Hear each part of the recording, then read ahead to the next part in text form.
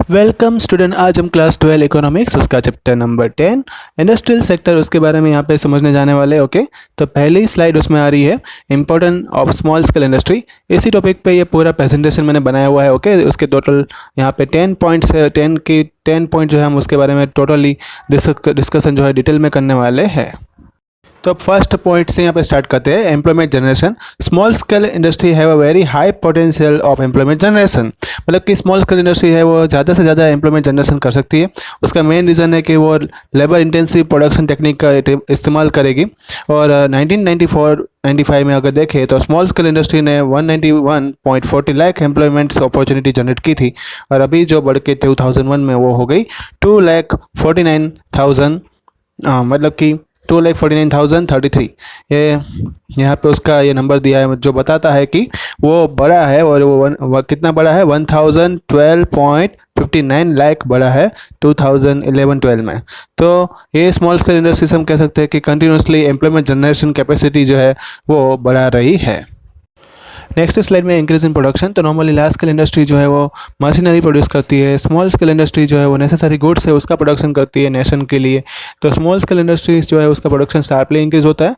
अगर हम बात करें तो कितना उसका गुड का वर्थ रहता है तो वो 1,22,154 करोड़ था 1994 में, जो बढ़ के हो गया 2,82,270 करोड़ इन 2001 में 2 में। मतलब कि ये बढ़ के और ज़्यादा बढ़ा है। और 2011-12 में ये बढ़ के हो गया 18,34,332 करोड़। मतलब कि ये हमें देखा कि शार्पली इंक्रीज होता जा रहा है।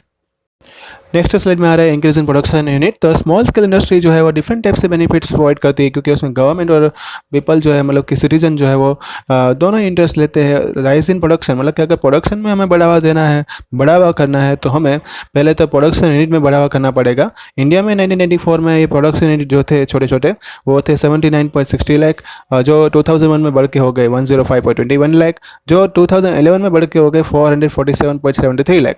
तो इस तरह से इंडस्ट्रियल यूनिट तो बढ़ते जा रहे हैं। ओके, और ये एक इंडस्ट्रियलाइजेशन इंडिया का जो है वो डेवलपमेंट बता रहा है। इंडस्ट्री जो है स्मॉल स्केल इंडस्ट्री वो बढ़ती जा रही है, वो शो कर रहा है। नेक्स्ट स्लाइड में है importance of small scale industry. तो उसमें एक्सपोर्ट पॉइंट है, उसमें हम बात करेंगे। तो स्मॉल स्केल इंडस्ट्री जो है उसका नोटिसेबल रोल रहा है एक्सपोर्ट करने में इंडिया में। स्मॉल स्केल इंडस्ट्री से इंडिया का एक्सपोर्ट जो है वो 1994 में था 29,068 करोड़ का था, जो 2001 में बढ़ के हो गया 71,244 करोड़ का हो गया। और 2006-07 में अगर बात करें तो ये बढ़ के हो गया 1,77,600 करोड़ का बिजनेस हो चुका था। तो इस तरह से ये बहुत ही राइजिंग डिमांड शो करता है जो एब्रॉड इकोनॉमी को हमसे चाहिए। तो इस तरह से एक्सपोर्ट है इंडिया का बड़ा है स्मॉल स्केल इंडस्ट्री से। अगर हम एक्स्ट्रा बात करें तो it generates the income of foreign exchange which is very useful and to the manage import of required items. अगर हमें कुछ इंपोर्ट करना होगा तब भी हमारे लिए इतना एक्सपोर्ट जो स्मॉल स्केल इंडस्ट्री से हो रहा है वो बैलेंस हो जाता है। इस तरह से हमें फॉरेन एक्सचेंज कमाने में भी स्मॉल स्केल इंडस्ट्री काम आ रही है। नेक्स्ट स्लाइड में आ रहा है fifth point, labour intensive production technique. तो लेबर इंटेंसिव प्रोडक्शन टेक्निक जो है उसमें यहाँ पे दो टाइप से वैसे तो प्रोडक्शन होता है। कैपिटल इंटेंसिव प्रोडक्शन टेक्निक से होता है और लेबर इंटेंसिव प्रोडक्शन टेक्निक से होता है। कैपिटल इंटेंसिव प्रोडक्शन टेक्निक में ज़्यादा जो एम्फासिस है वो कैपिटल को दिया जाता है और उसमें ज़्यादा प्रोडक्शन भी कैपिटल का हेल्प करके ही होता है। उसमें लेबर जो है बहुत ही कम रहते हैं और प्रोडक्शन प्रोसेस जो रहती है उसके अंदर लेबर का काम कम होता है। लेबर इंटेंसिव टेक्निक में क्या होता है कि उसमें नेशन लाइक इंडिया जैसे है कि उसमें लेबर ज़्यादा अमाउंट में मिलते हैं, तो लेबर इंटेंसिव टेक्निक का यूज़ करके हम ज़्यादा एम्प्लॉयमेंट जनरेशन करवा के एक इकोनॉमी का डेवलपमेंट कर सकते हैं। और ये ऐसे इंडिया जैसे नेशन के लिए लेबर इंटेंसिव प्रोडक्शन टेक्निक बहुत ही सुटेबल है। नेक्स्ट स्लाइड में आ रहा है sixth point, saving for the foreign exchange. Small scale industry जो है वो इंडिया के लिए बहुत यूज़फुल है। एक साइड से अगर बात करें तो वो इनकम जनरेट करके देती है क्योंकि उससे एक्सपोर्ट ज़्यादा हो रहा है और इसी तरह से अपना इंडिया का जो इंपोर्ट एक्सपेंडिचर है उसको रिड्यूस करने में काम आती है। They produce many necessary goods locally ultimately and help to improve the balance of payment. इस तरह से बैलेंस ऑफ पेमेंट का जो शीट रहता है जो इंपोर्ट एक्सपोर्ट कैटेगरी में हमें मैनेज करना पड़ता है उसको भी स्मॉल स्केल इंडस्ट्री बहुत ज़्यादा यूज़फुल है उसको मेंटेन करने में, उसको बैलेंस करने में। नेक्स्ट स्लाइड में है short period of time. Small scale industry जो है उसको स्टार्ट करना आसान है और शॉर्ट पीरियड ऑफ टाइम में ये स्टार्ट हो सकती है।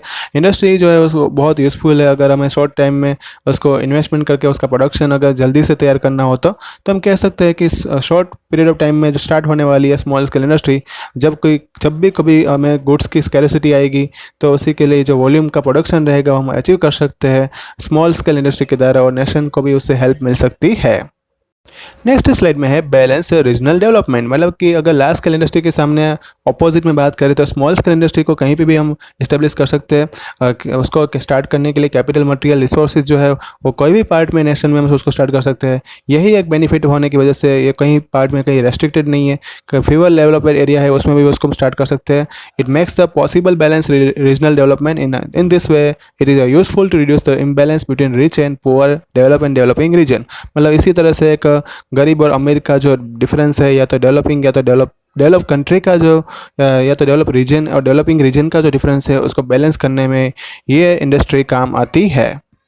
नेक्स्ट स्लाइड में है डिसेंट्रलाइजेशन। जो लार्ज स्केल इंडस्ट्री होती है उसमें लार्ज अमाउंट ऑफ कैपिटल चाहिए होता है। इसको स्टार्ट करने के लिए लिमिटेड पार्ट जो सोसाइटी को होता है उसमें भी जो रिच पीपल होते हैं उन्हीं के थ्रू ये हो सकता है। तो हम कह सकते हैं कि वहाँ पे तो सेंट्रलाइजेशन होगा कैपिटल का और वेल्थ का।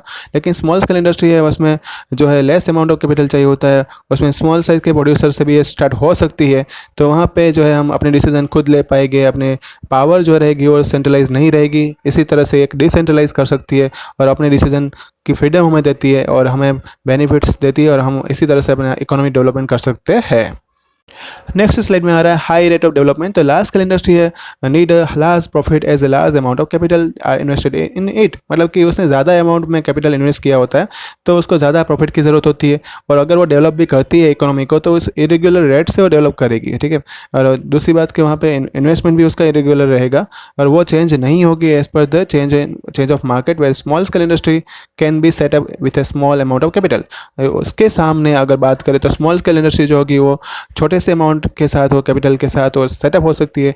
तो स्मॉल स्केल इंडस्ट्री इस तरह से हमें हाई रेट ऑफ डेवलपमेंट में काम आएगी, मतलब वो ज़्यादा हमें डेवलपमेंट करके दे सकती है and which is highly required to the develop nation.